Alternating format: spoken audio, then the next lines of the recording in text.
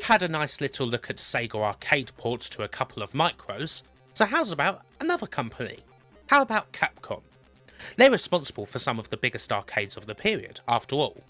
But not only that, Capcom's arcades have their own important little part to play in the history of microcomputers in this country, particularly the ZX Spectrum, so it's a little bit more than a fun exercise.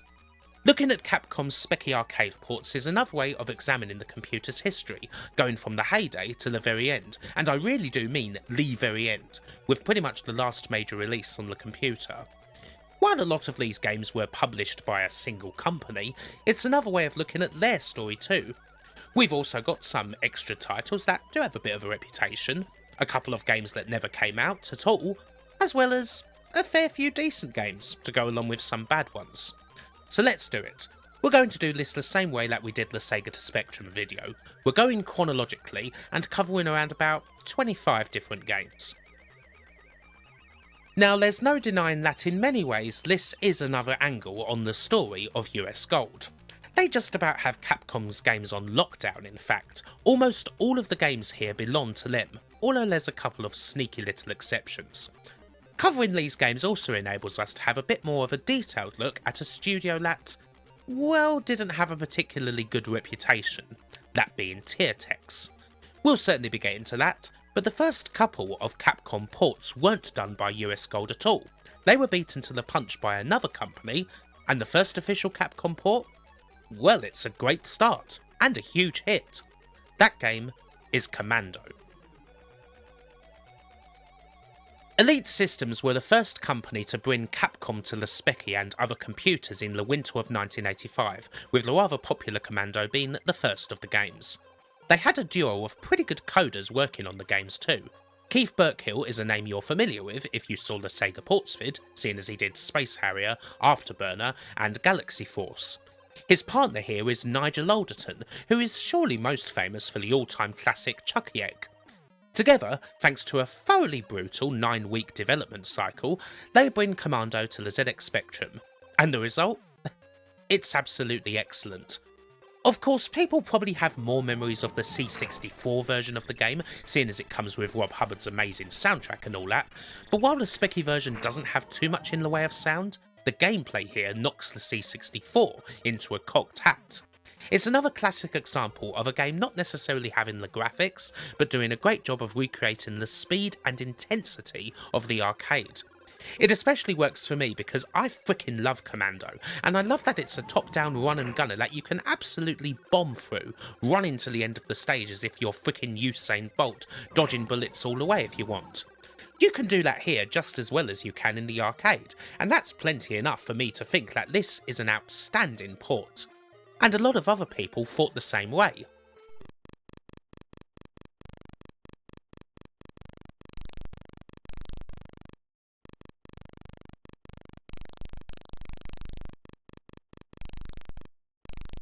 Commando was a big deal on the ZX Spectrum and every other computer. It was absolutely loved by the press and the public, getting rave scores and quickly becoming the biggest selling title of the festive season. And U.S.Gold were absolutely fuming about it.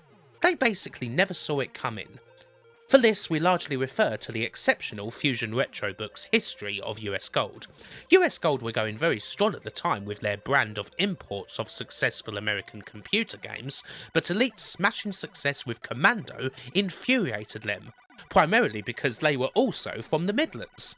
More than that, Steve Wilcox's outfit were still largely upstarts, referred to by U.S.Gold sales supremo, Tim Cheney, as the folks who operated in an office above a fish and chip shop. And now, all of a sudden, they had one of the biggest games of 1985. U.S.Gold would soon take steps to make sure that this didn't happen again, but for the moment, Elite had a massive win over their much bigger Black Country counterparts, not just in sales, but in a game that changed the focus of companies. Commando pretty much lit the blue touch paper on coin-op ports to computers. While it wasn't the first arcade port or anything like that, the huge success of the title meant that arcade ports became the big thing on microcomputers like the Speccy and C64, clearly the sort of game that was in high demand. Elite would certainly take advantage of that, releasing plenty more successful arcade ports over the years. and they do have a couple of other Capcom ones. Elite's version of Ghosts and Goblins from 1986 is another game from the Burkill-Alderton duo, although the Speccy version is largely Burkill's, while Alderton focused on the Amstrad CPC. This one here, well, it's not quite as good as Commando, but it is a port that deserves a lot of respect. It is, of course, still a thoroughly hard and frustrating game here, just as it is in the arcade, there's no doubt about that, but Elite's various versions of this game can be quite iffy. That said, the Speccy version is definitely the best one. It does give you a whole bunch of lives, which is a welcome generosity in the face of a game that's hideously unfair and throws a seemingly endless parade of zombies, arenas and shots in your direction. That said, the game does deserve a lot of praise for the very smooth scrolling. The 48K Spectrum really struggled with clean horizontal scrolling, but this game absolutely nails it, subtly making it a major technical feat. It's just a bit of a shame that basically half the game is missing here, sadly. Still, even if this game's kind of average on the gameplay front, it was another very big hit. Ghosts and Goblins is one of those arcades that got way more attention in the home than it ever did on the floor, and just as the NES version of the game proved to be a success in the States, that was also true of the microcomputer versions in Europe.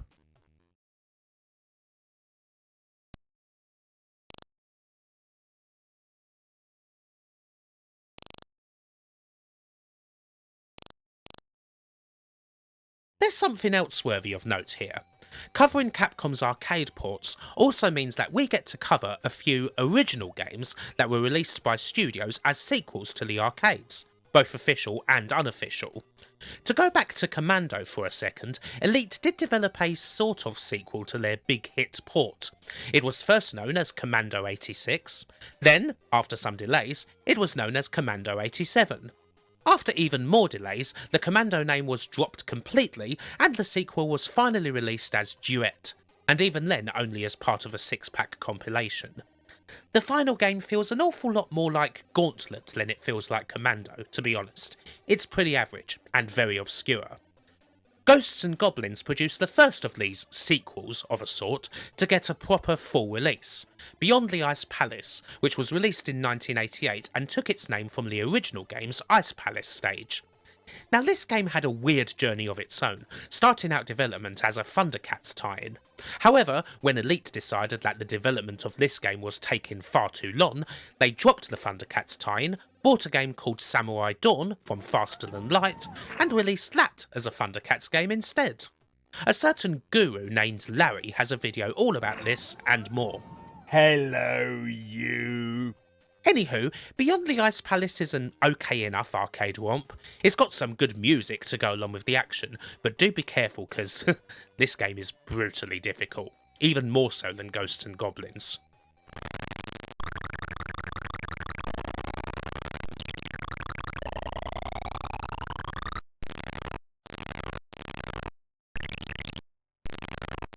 "1942 is the final game of Elite's trio, and it's not quite as big a success as the other two, but seeing as this is a fairly straightforward shoot-'em-up, the resulting game is generally good. Not the best shooter on the spectrum by any means, this is a good couple of steps down from the likes of Flying Shark or Light Force, but it's not what you'd call a bad version of the arcade. Again, we'll be seeing something a little bit better when the sequel comes around in a couple of years' time. If you liked the original 1942, then you probably wouldn't be too annoyed at this version of it in all honesty. Again, the Speccy one was definitely one of the better ports here.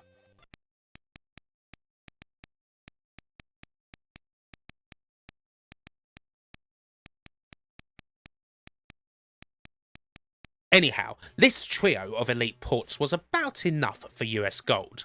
After seeing the studio's success with them, U.S.Gold decided to change direction entirely.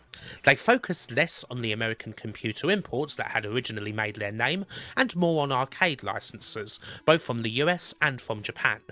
Eventually, they got into contact with Capcom, and from there, they were able to strike a deal to port their arcades over to computers that was pretty much exclusive. It was a 10-game contract at first, but it would eventually see the companies all the way through the whole of the 8-bit micro era. We'll see a couple of sneaky games that belong in the Capcom umbrella that aren't by them, but U.S.Gold's deal with Capcom just about shuts the door on any other company releasing ports of their games for the foreseeable future. They made sure that another Commando wasn't going to happen. Okay, so the first Capcom Arcade port that U.S.Gold released is yet to come, but we do have a couple of oddities to hit on before then. First up, here's Gun.Smoke. What we have here is a pretty middling port of the Wild West themed take on Commando. The controls are okay, but the graphics are kind of a mess in all honesty. The odd thing here is that initially this game was only released in Spain in the autumn of 1987 thanks to Toposoft. Also, it wasn't called Gun.Smoke, it was called Desperado. This actually started out life as something of a clone of the game, of which there were a few kicking about due to the game's success, including titles by the likes of Infogrames, and when you have that in mind you can certainly tell that this title's more than a little bit different in parts. But when U.S.Gold picked the game up for release in the UK in 1988, they gave it the official Gun.Smoke name.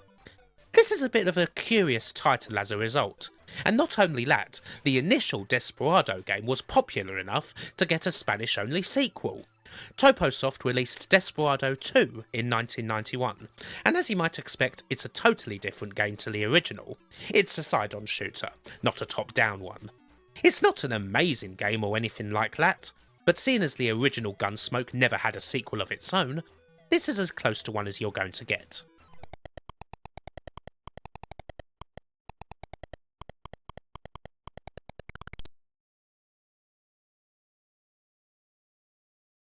The other game we've got here before we really kick into the U.S.Gold years is one that was never released, and not much of anything was known about this at all until fairly recently, which is a shame because the game that eventually leaked is actually quite good.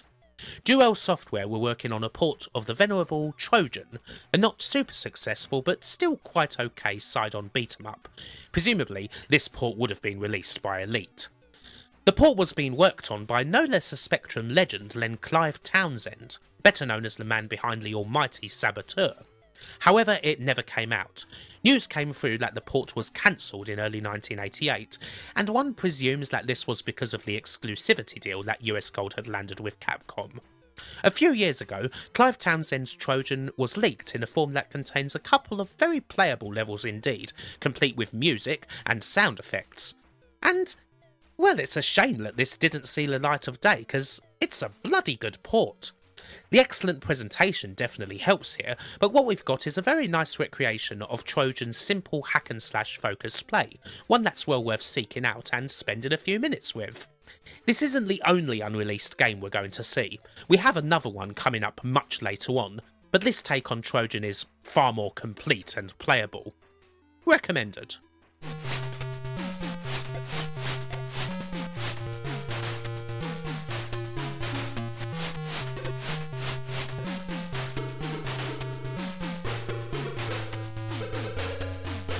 U.S.Gold's first proper Capcom Arcade port is a pretty decent one.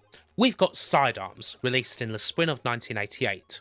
The original arcade, basically the precursor to Forgotten Worlds, isn't a bad little title, and this port is quite enjoyable. It was made by Probe Software, who we'll be seeing a couple more times. What we have here might be a little bit monochromatic, but it manages to capture the arcade fairly well. There's one other little thing of note here. This game and a few other early Capcom arcades were initially released under a rather short-lived label called Go, which at first was used as a way for Jeff Brown to try and get these games away from the regular U.S.Gold label and the deal that he'd made with Ocean back when the company was in its infancy. You know, the one where Ocean took half of the company's earnings. It helped keep the company afloat back then, but Jeff Brown was kicking himself for taking that deal every single day now that U.S.Gold was one of the biggest labels around. Anyway, Ocean cottoned on to Jeff's plan quickly, threatened to sue, and that was pretty much the end of that.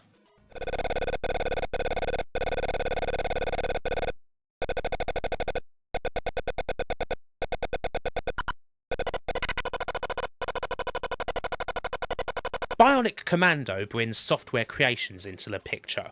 The studio were frequent collaborators with U.S.Gold, and they'd do a couple of Capcom ports. And what does Software Creations mean?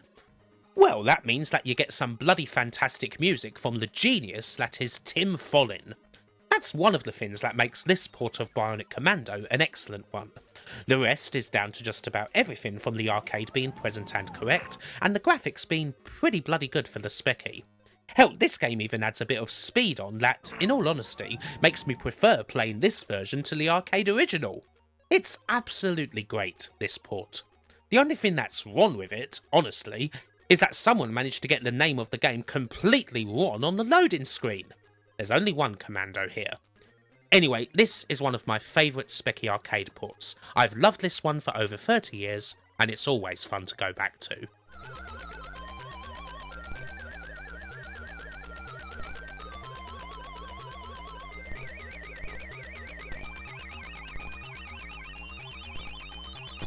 And well, here we are.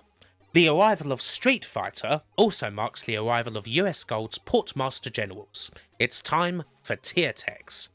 These folks operated out of a converted house in Greater Manchester, and they were pretty much the closest thing U.S.Gold had to an in-house studio. They started working with the Birmingham boys pretty quickly, and Jeff Brown soon bought shares in them and took them under their wing. One amusing factoid is that the co-founder of Tiertex, Donald Campbell, had his first brush with the company thanks to a certain game he'd coded for Arctic in 1984 named World Cup Football. This was the game that U.S.Gold had to use rather hurriedly for the disaster that was World Cup Carnival in 1986. Anyway, Tiertex's ports are variable, to say the least.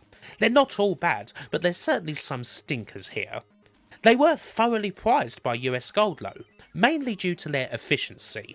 Tiertex would get a project and they would be done within the deadline, however short, without much in the way of problems. At no point, by the way, did they have access to the arcade code or much in the way of resources from the original creators. These ports were almost always done through having the arcade to hand, playing it and recreating it, as was often the way in those days. It had to be done by eye. That's true of all the games here, from the U.S.Gold ones all the way to the Elite ones we saw first off.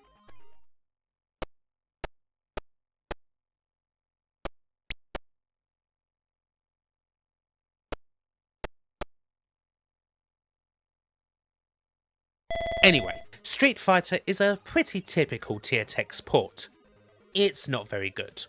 Not utterly dreadful, but a rather dull fighter indeed. Now of course that's not too surprising. In the case of Street Fighter, the studio isn't exactly working from decent source material. In the end you could say that it's an okay conversion of a game that stinks to begin with. There's nothing especially wrong with it that isn't already wrong with the game. But of course, we can't talk about Tiertex's Street Fighter without talking about the sequel to the game, that being HKM, or Human Killing Machine. Oh good lord, this game. It makes Street Fighter look good. The idea for this sequel actually came from the aforementioned Tim Chaney, U.S.Gold sales guy.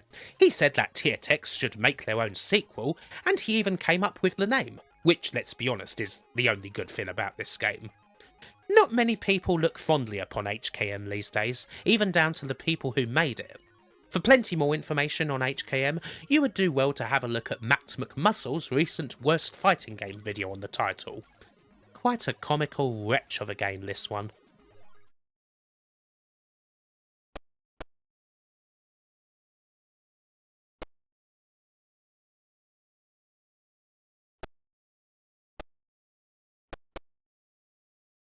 The port of 1943, The Battle of Midway, is a better example of Tiertex's work.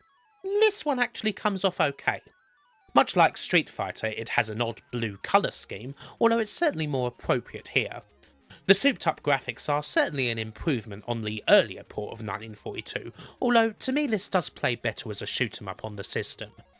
Now I'm a big fan of the original arcade here, and I think this game does a perfectly fine job.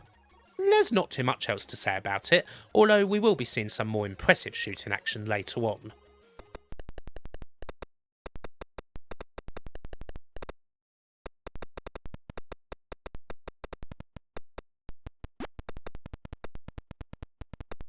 Not every Capcom Arcade port is a major event, it has to be said.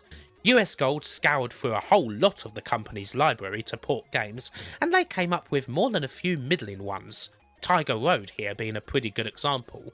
It's already a pretty old game by the standards of early 1989, and Probe Software's port of it is not one of the best, to say the least. It feels more than a bit rushed and just seems to get things plain wrong, like throws from the big guys near the start of the first level automatically killing you, which doesn't even happen in the arcade. The original game is a pretty average one, but this port is really quite dire. Certainly a miserable experience on the Speccy, I'm afraid.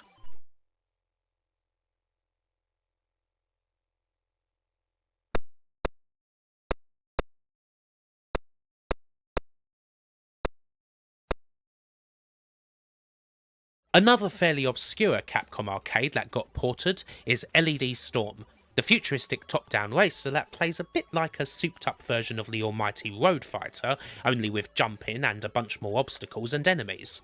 I actually quite like the original arcade here, but this port is a bit of an irritating one to play. All a little too jerky and with a car that seems to struggle moving bloody anywhere at points. Still, this is a Software Creations port, meaning that there's certainly one reason to load the game up.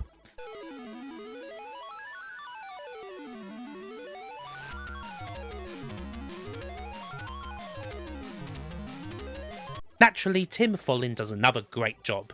In fact, the swooping, ultra spacey arpeggios that make up LED Storm's incredible title theme is some of the best sounds you'll hear from the 128K Spectrum's AY chip. Wonderful stuff, seriously. If only the game itself were able to match the music, this would be a total winner.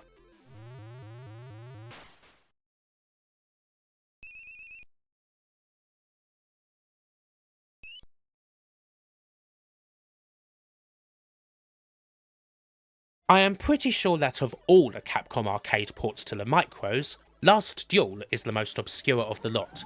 It seems like barely anyone ever talks about this title, it wasn't hugely successful at the time, and one wonders just where U.S.Gold dragged it up from.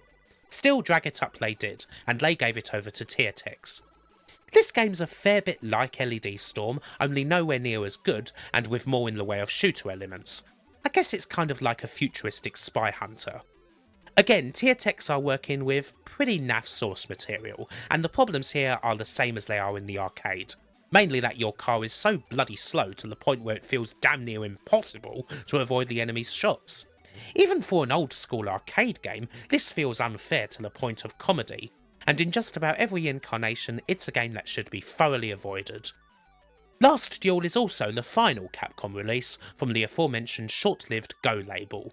Following Ocean Software's complaints that it breached the agreement they had with U.S.Gold, the label was quietly dropped.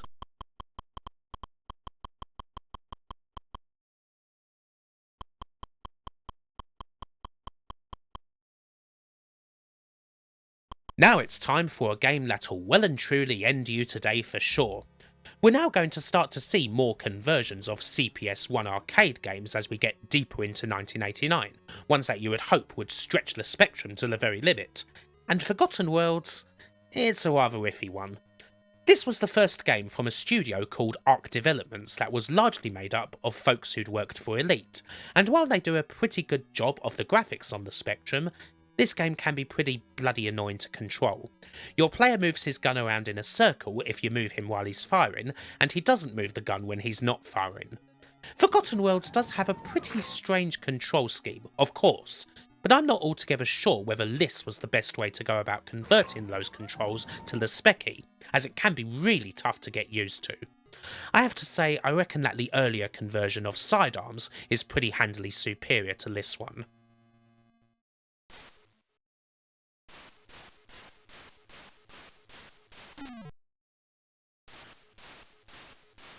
And here we have another rather notorious one from Tiertex. I mean, Strider? For the ZX Spectrum? That's a pretty massive reach indeed. One of the greatest arcades of all frickin' time after all. If you're not aware, I absolutely love this game. And here on the Spectrum? No, just absolutely not. The one good thing I can say about this port is that, at the very least, it moves quickly. But other than that, it's garbage. As you might expect, a great deal of the key action elements of Strider don't make the jump. There's big chunks missing out of a lot of the levels, and the whole of the 4th level is completely gone. It doesn't even have Mayo as the final boss. The graphics are monochrome and rather dull, and it's weirdly quiet, there's almost no sound. Frankly, I struggle to find much good in this port at all. It commits the almost unforgivable sin of making Strider really quite boring.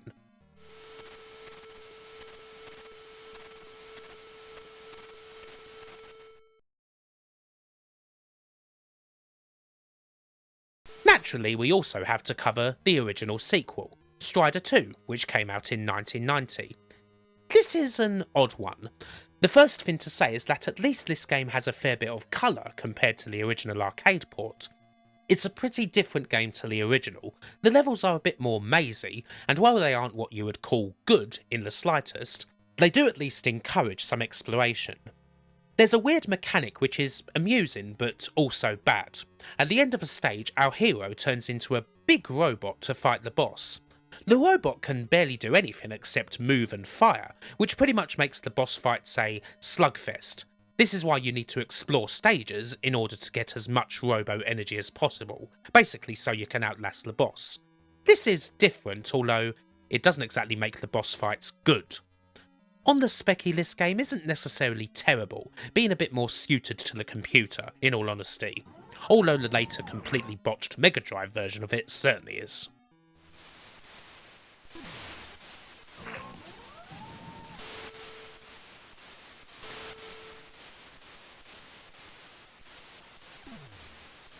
Right, we actually have something a bit different. Here's Cabal from late 1989. Now, why is this here? Well, the game was originally developed by TAD Corporation, but published by Capcom in Europe, which is just about enough for this to count. Besides, this port isn't by U.S.Gold. Ocean Software went directly to TAD to get the rights to this game, so it's one from them instead.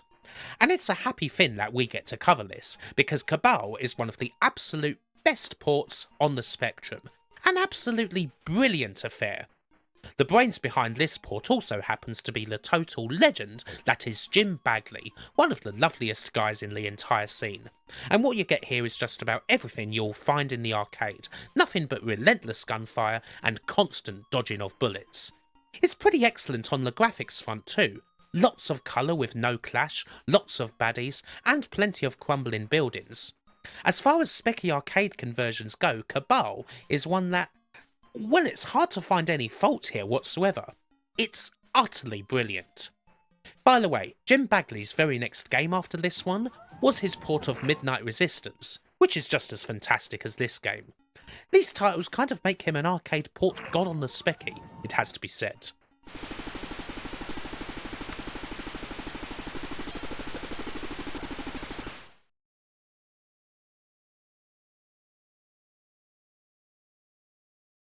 Happily, our next U.S.Gold conversion is another great one too. Software Creations have returned, and this time they've brought along Ghouls and Ghosts, and this one is superb. Once again, it's difficult to pick too many faults here beyond silly ones like the graphics not being as good as the arcade or whatever.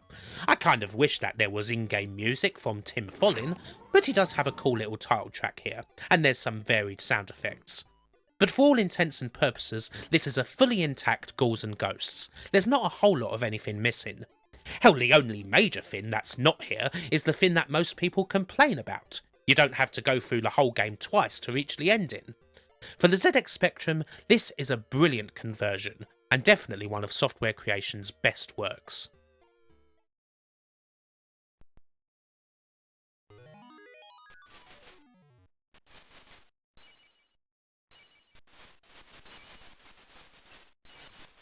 Now, if you want a Tiertex port that's a real major good old-fashioned absolute stinker, well, say hello to Black Tiger, which is absolutely the worst game of this whole video.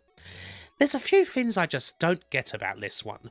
Considering the ambitious nature of a couple of these ports, a relatively simple and older game like Black Tiger shouldn't have been so messed up.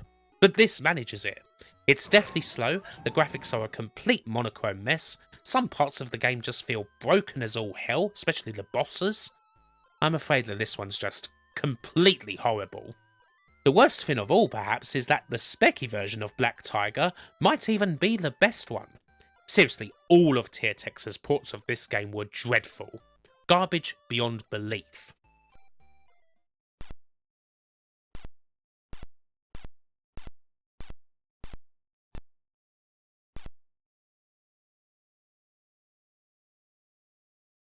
Dynasty Wars here is a bit of an odd one. It is again a pretty obscure arcade for U.S.Gold to pick out and release, and as such it's not a surprise that, of all the games in this video, Dynasty Wars is probably the second least known of these ports, beaten only by Last Duel. The arcade itself is a bit unconventional as far as beat-em-ups go, what with being set on horseback and all that, and it's certainly an ambitious choice for a Speccy port, but while it's not terrible, it does feel very rough around the edges. The most annoying thing here is that it's kind of hard to tell when you're hitting enemies, or even when you're getting hit. There's not a whole lot of feedback anywhere on that front.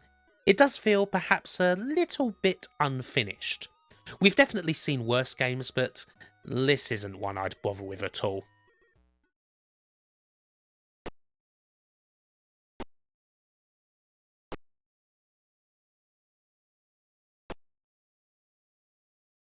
Okay, we've got another little change up. I thought I should include Pan, because while it's even more tenuous than Cabal, it was at least published by Capcom in some regions, and the original arcade ran on CP system hardware. So, hey ho, anything for a little break from the constant U.S.Gold games. Pan is another release from Ocean, and the port was handled by Arc Developments, who we saw previously with Forgotten Worlds. And what do you know? This port is much better. In fact, it's bloody brilliant. While Pan is a simple and lovely single-screen game that you would have to do quite the job on in order to screw up, Arc certainly managed to nail the coin op very nicely. Even with the good old monochrome graphics, this felt like a great version of Pan in the home, with basically nothing missing from the arcade experience. Most of the other conversions of Pan were pretty good too, and they probably helped the game to really be a smash in Europe. A big job well done here for Arc, that's for sure.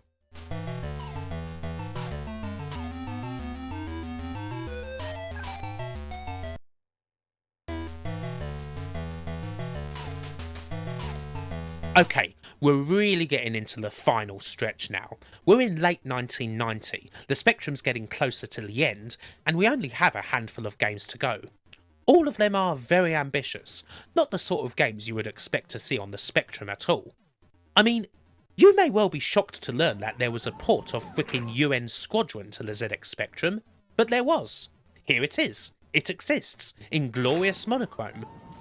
You may also be shocked to learn that it's one of the best ports in this whole video, and definitely, easily, the best thing we've seen from Tiertex. Yes, sometimes the company could actually hit a home run. Amazing, but true. This really is quite a shocker. It moves pretty well for a horizontal shoot-'em-up, and in something of a rarity even on the 1 to 8K spectrum, it has music and sound effects. And there is something quite endearing about seeing the rather nice and detailed sprites of the arcade being recreated quite well here, albeit in a lo-fi monochrome style. This port is quite a shocker due to how good it actually is, and it is one that I would happily recommend.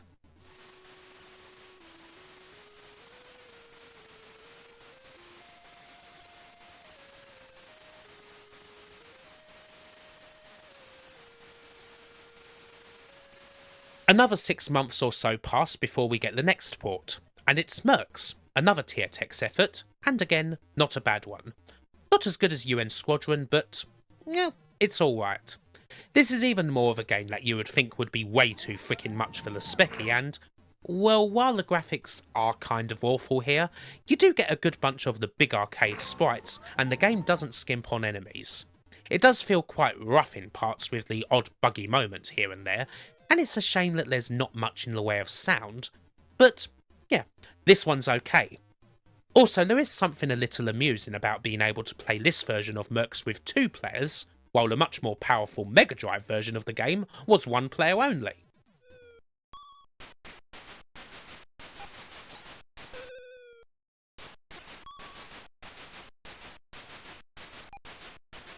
While the ports of U.S.Squadron and Mercs do punch above their weight a fair bit, we do ultimately get to a game that, quite simply, is just a bridge too far for the dear old Spectrum, and in 1991, that game is Final Fight. The game may have been a couple of years old by this point, but it was still one of the hottest arcades of the time, with its home release thoroughly hyped up on every platform, including the Spectrum. I will say that I did have this game back in 1991 and, well, I was quite happy with it at the time, but then I was very young. The main fault of the port is a simple one, really. It's very, very slow. The game's moving all of these big sprites about after all, and that's definitely going to be too much for the old Speccy to take. In another sense, it's kind of cool that the game didn't skimp on recreating the big characters of the arcade. They're here in monochrome, and they're just as big as they are on the floor. That kinda makes this better than the C64 version, which is pretty dreadful in various other ways. I don't know.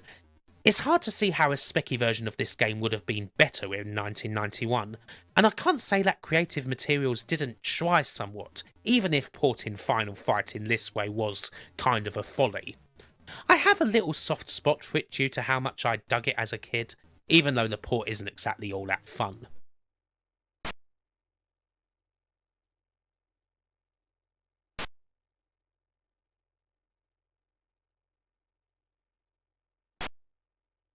But wait, there is something else here, as it goes. Nowadays, if you want a Final Fight experience on your ZX Spectrum, there is somewhere else you can go. It's not the arcade Final Fight, but it is a really good port of the NES game Mighty Final Fight, released by Russian coder Alexander Udatov, or Sanchez, in 2018, and popular enough for it to be considered one of the best Speccy releases of that year. Mighty Final Fight isn't the first title you'd consider for a Spectrum port, but this title here retains the cartoony art style, comes with fantastic presentation, and the controls are pretty nicely done too. There's a satisfaction in beating up enemies a whole bunch and intermittently releasing your special move, particularly when Hagar is bowling over everybody on the screen. A great homebrew, another example of the excellent games that often come out on the ZX Spectrum these days, a system that, I remind you once again, is 40 years old in 2022. Sanchez also worked on the very popular Castlevania Spectral Interlude from 2015, and more recently he worked on Delta's Shadow, the Speccy sequel to Power Blade. There's some pretty bloody good games here, in other words.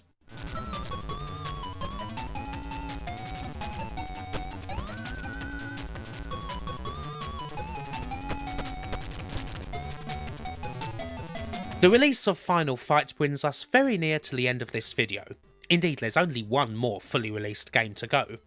Time's not on the side of the Speccy after all. We're nearly at the end of 1991, and U.S.Gold are getting close to wrapping up their 8-bit work. There is another little thing here that never got released. Tiertex worked on a port of Mega Twins, otherwise known as Cheeky Cheeky Boys, that could have perhaps been released somewhere around the end of 1991 or in 1992. The Amiga and Atari ST ports of the game were released, but ports to the Speccy, C64 and Amstrad CPC were ultimately cancelled. However, we do have evidence of them. We have a tiny little demo of the Speccy version. There isn't much here in all honesty, with only a bit of the first land stage that's playable at all. You can pick the sea and air stages, but there's not much there except garbled assets. It looks like there would have been in-game music. We do have a placeholder here in the form of the title music from Tiertex's port of Alien Storm. From the small amount of evidence, this could have been an okay enough little platformer.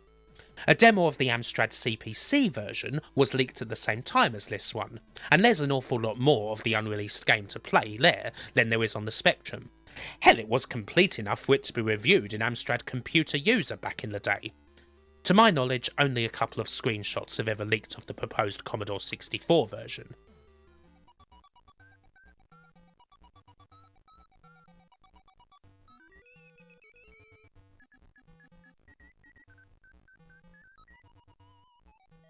And so we come to the last game of the lot, and of course, it's Street Fighter II. This release was obviously too big for U.S.Gold to ignore on any platform, and so SF2 got ports to the Speccy and C64 to go along with the 16-bit Amiga and ST versions. This was announced for the Amstrad CPC too, although that version never came out. It's one of the very last games released in the Speccy's commercial era. It didn't come out until early 1993, although it had been hyped for a long freaking time. And well, if you thought that final fight was a massive reach for the Spectrum, this is obviously something else. Most people are utterly flabbergasted that a port like this one would ever exist. A lot about this port in particular is shrouded in mystery. It was likely made by Creative Materials, seeing as they're credited on the other ports of the game, but even that's not fully confirmed. The only person credited on Spectrum Computing is Mick McGinty, and he was the fella who did the game's actually rather cool original box art. As mentioned in a Chinny Vision video about the game, this was the biggest release in terms of sheer data during the Speccy's lifetime, big enough that it had to come on a C60 cassette tape, way beyond the norm. Obviously this meant that the loading times could be, quite long indeed, with magazine reviews saying that a few minutes of play could be preceded by up to 20 minutes of loading. The version that I'm playing here is a later hacked version of the game that puts it on disc and, particularly on emulation, makes all the loading painless. You can kind of tell that it's hacked because it features portraits from Super Street Fighter 2. It is worth keeping in mind that to see this game on the ZX Spectrum at all is kind of amazing, really, even if yes, gameplay wise it is a bit of a stinker. It certainly doesn't skimp on monochromatic detail, the fighters are appropriately huge, and all the stages have also made the big leap across mostly intact, even if E Honda now fights on Ryu's stage and vice versa. Speaking of characters, they're all here, including the 4 bosses, and naturally there's the option for 2-player fisticuffs. So yes, while the game does come with the message that machine limitations may differ from examples shown in the manual, the graphics are excellent for the Spectrum, and while the bonus stages aren't here, they didn't have to leave anything else out. Of course, the gameplay itself is where it does all fall down. It's slow, jerky, and damn near uncontrollable. This isn't exactly a problem specific to the Specky version here. Every U.S.Gold computer port of this game was bloody awful, quite frankly, and the single button made them all an absolute chore to play. That said, the ports of SF2 apparently made the company £1.5 million, so you can't say they weren't worth doing. Who knows how much of that was down to the Specky version, but as much as it's a plainly ridiculous task and one that stretches the computer until it quite simply snaps, it still is very amusing to see the game on here at all.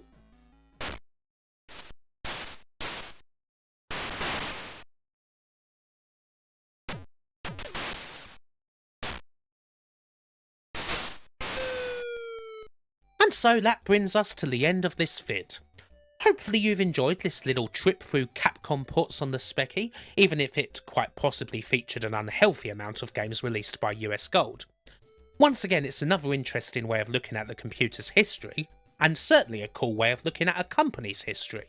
And that is what this channel's all about, after all. I'm sure you want to see more videos like this one, and rest assured that there's certainly a few more that I'm thinking about. But until then, it's time to say, as ever, bye for now.